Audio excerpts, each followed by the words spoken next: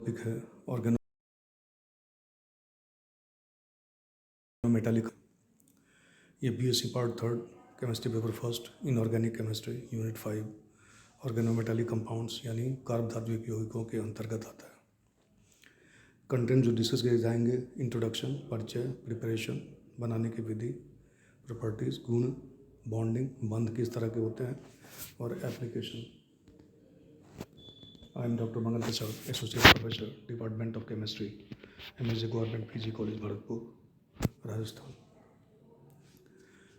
Organometallic compounds of lithium. Lithium में carb धात्विक यौगिक, इसके बारे में थोड़ी जानकारी लेते हैं। अल्कीनों के बहुलीकरण में लिथियम एल्किलों का स्टीरियो उत्प्रेरक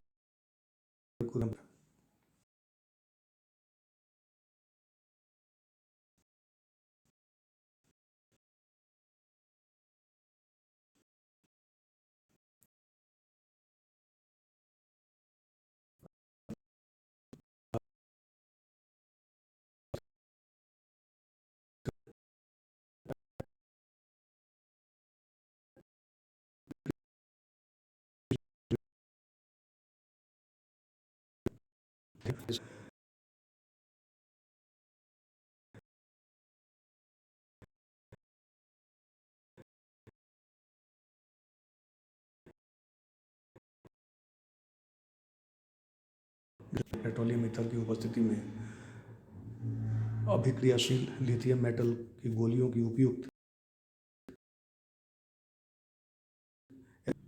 एल्किल या एराइल लिथियम को तैयार किया जाता है। सॉल्वेंट के रूप में डाई इथाइल ईथर का उपयोग नहीं किया जा सकता क्योंकि यह लिथियम यौगिकों से अभिक्रिया कर लेता है। C2H5Cl+2 lithium 2Li, C2H5Li plus LiCl, C6H5Cl plus 2Li, C6H5Li plus LiC। उपरोक्त रिएक्शंस में एलाई तत्व के स्थान पर कॉपर, लिथियम का पुल मिश्र धातु का भी उपयोग किया जा सकता है। युग्म मिश्र धातु लिथियम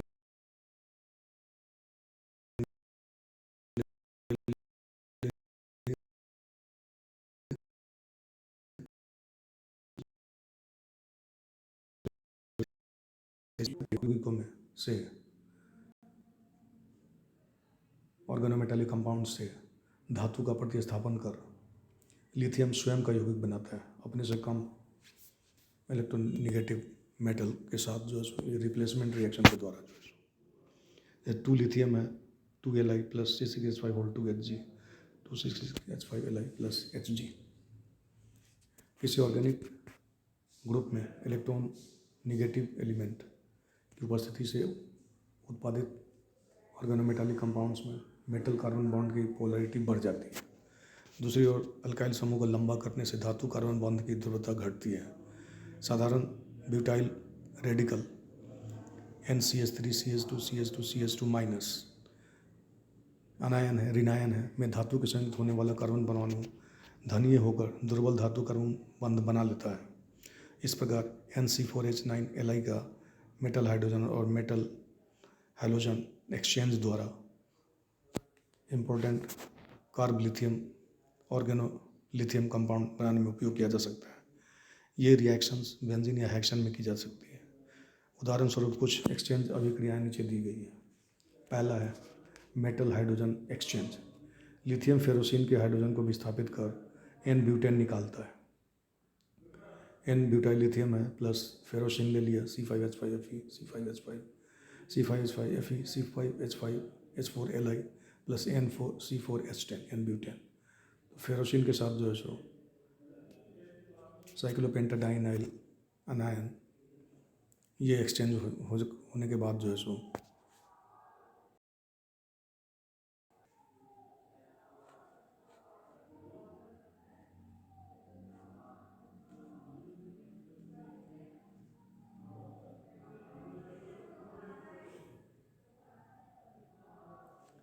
इसी तरह से लिथियम तथा ब्रोमीन के एक्सचेंज को निम्न अभिक्रिया द्वारा प्रदर्शित किया जा सकता है। S9Li plus Br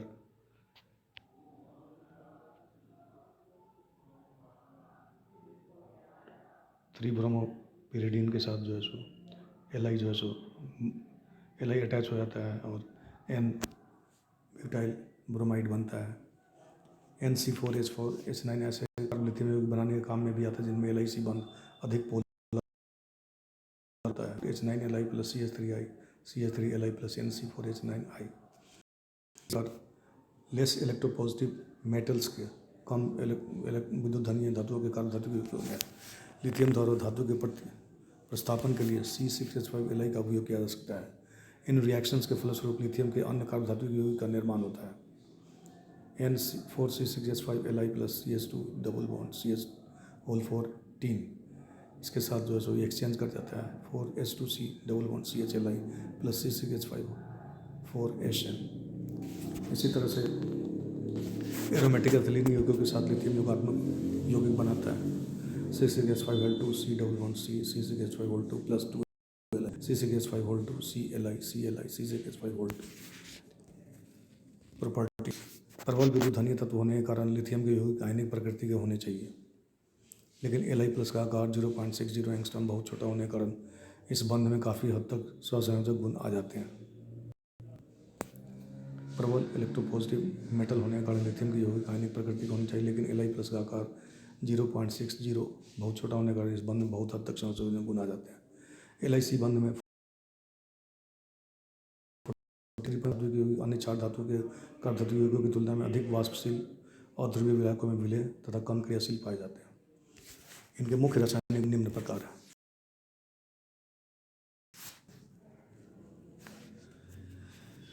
कार्बोलिथियम यौगिक ऑर्गेनोलिथियम कंपाउंड ऊष्मा के प्रति अस्थायी होते हैं। फलतः इस श्रेणी के अधिकांश यौगिक नॉर्मल रूम टेम्परेचर पर या उससे कुछ उच्च ताप पर LiH लिथियम हाइड्राइड तथा अल्कीन में अपघटित हो जाते हैं। कलरलेस क्रिस्टलाइन ठोस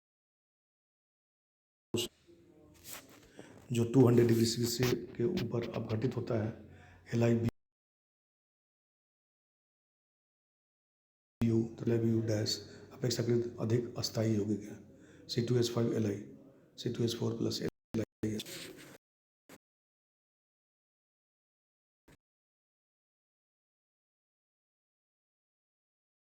एयर से स्वतः ज्वलित होते हैं। कम ध्रुवता वाले लिथियम कार्बन बंध युक्त यौगिक अधिक अस्थायी होते हैं। थर्ड से अभिक्रिया ऑर्गेनोलिथियम कंपाउंड वाटर के साथ रिएक्शन करके लिथियम कार्बन बंध की ध्रुवता उन्हें अत्यधिक क्रियाशील बनाने में पर्याप्त होती है। यौगिकों का हाइड्रोकार्बन जैसे दुर्बल अम्ल के हाइड्रोजन आयन से प्रतिक्रिया करके अल्केन बना लेता है। C4H9Li plus C4H10 plus LiOH चार अम्लों से अभिक्रिया अम्लों से इन यौगिकों की अभिक्रिया तेजी से होती है, क्योंकि एक यौगिक जो जल से अभिक्रिया कर सकता है उसका अन्य अम्लों से तेजी से अभिक्रिया करना अपेक्षित है।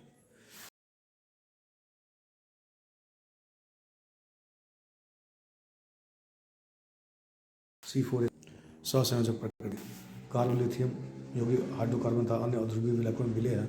यह स्पष्ट रूप से इनकी सहसंयोजक प्रवृत्ति दर्शाता है। हैलोजन से अभिक्रिया कार्बोदीय हैलोजनों के द्वारा विघटित होकर हाइड्रोकार्बन हाइलाइट बनाता है। C2H5Li plus Br2 C2H5Br plus LiNR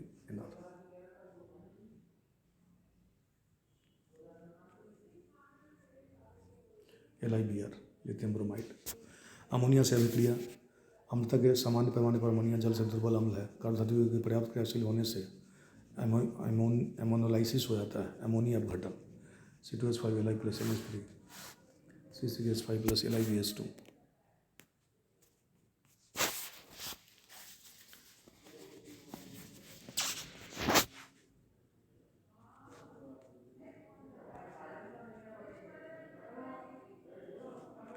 LiNH2 ये बनाता है। कार्बन डाइऑक्साइड से अभिक्रिया कार्बन डाइऑक्साइड से अल्काइल लिथियम अभिक्रिया करके अम्ल बना लेते हैं।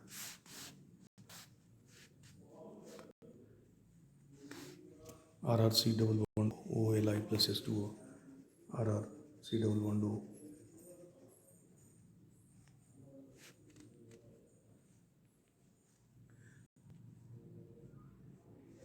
RC double bond OLi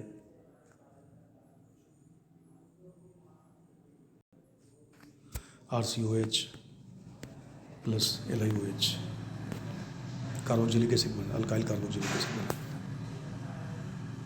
ग्रिनार्ड reagent के समझ जैसे अभिक्रिया, जैसा कि पूर्व में कहा जा चुका है, ग्रिनार्ड रिएजेंट से लिथियम अल्काइल कई गुना अधिक अभिक्रियाशील होते हैं, इसलिए ग्रिनार्ड सुपर ग्रिनार्ड रिएजेंट के रूप में जाने जाते हैं।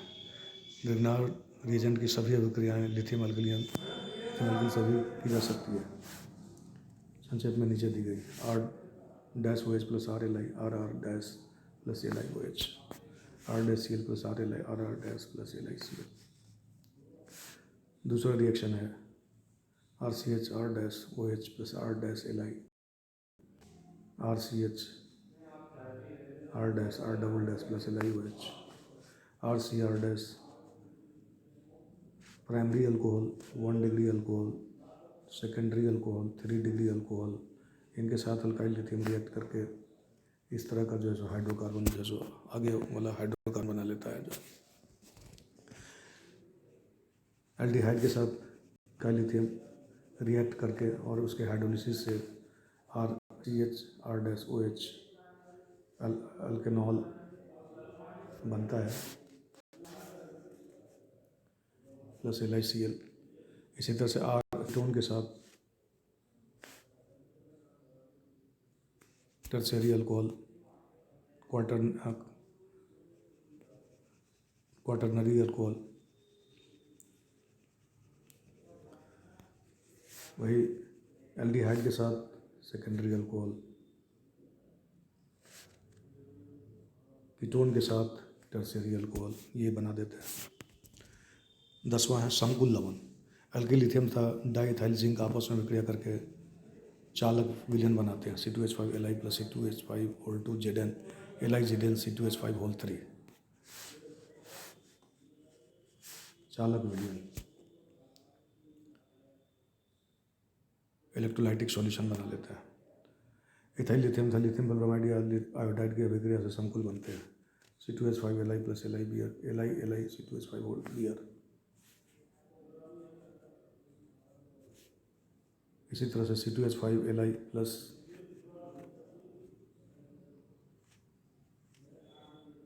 Li3 Li C2H5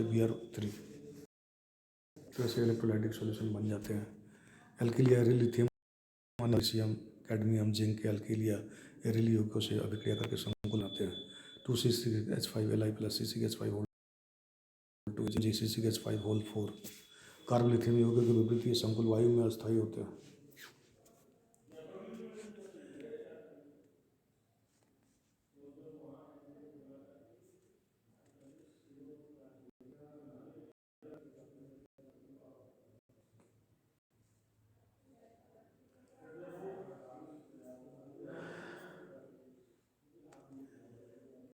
नेक्स्ट है इसकी अल्काइल लिथियम की संरचना। एथिल लिथियम की संरचना का विफा कार्बन एटम और लिथियम परमाणु के मध्य बंध बहु केंद्रित होते हैं। अभी तक यह स्पष्ट नहीं कि लिथियम के मध्य कोई सार्थक प्रत्यक्ष बंध होता है या नहीं, जैसा कि चित्र स्पष्ट है। चित्र में टेट्रामेथाइल लिथियम की संरचना में दिखाया गया है। अल्किल यौगिक में 4 लिथियम परमाणु तथा अल्किल एक चतुष्फलक का निर्माण करते हैं तथा अल्किल परमाणु की स्थिति 3 लिथियम परमाणु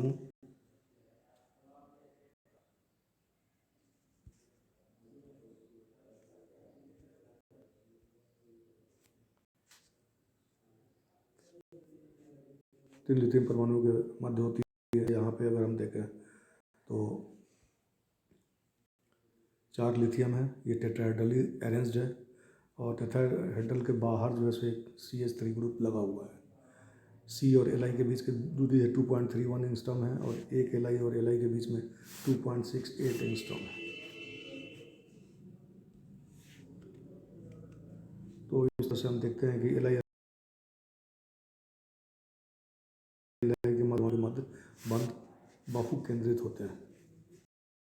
जैसे ये लिथियम इस लिथियम से भी जुड़ा है, दूसरे लिथियम से भी जुड़ा है, तीसरे लिथियम से भी जुड़ा है, इसमें आपस में इसके उपयोग कार्ब लिथियम यौगिकों का महत्व इसी बात से पहचाना जा सकता है कि जितना भी लिथियम धातु बनाया जाता है वो लगभग पूरा का पूरा इन यौगिकों के निर्माण में उपयोग होता है। ऑर्गेनो लिथियम कंपाउंड का महत्व इसी बात से पहचाना जा सकता है जितना भी लिथियम कंपाउंड बनाया जाता है वो लगभग पूरा का पूरा इन यौगिकों के निर्माण में उपयोग होता है। इनके कुछ मुख्य उपयोग निम्न प्रकार हैं। हल्के लिथियम का उपयोग विस्तृत स्टीरियो विशिष्ट उत्प्रेरक स्पेसिफिक कैटलिस्ट के रूप में अल्कीनो विशेष तौर से आइसोप्रीन के पॉलीमराइजेशन में किया जाता है, बहुलकीकरण में किया जाता है। दूसरा है लिथियम के कार्ब धातु कार्बनिक यौगिकों के संश्लेषण में काम आते हैं। इनके उपयोग से उन ऑर्गेनिक कंपाउंड्सों का सिंथेसिस भी संभव है जो ग्रिग्नार्ड रिएजेंट के उपयोग द्वारा भी नहीं बनाए जा सकते।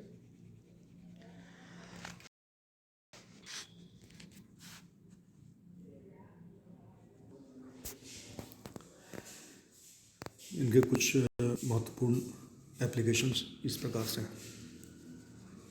पहला है एल्किल लिथियम का विस्तृत उपयोग स्टीरियो स्पेसिफिक विशेष तौर से आइसोप्रीन के पॉलीमराइजेशन में किया जाता है, बहुलकीकरण में किया जाता है।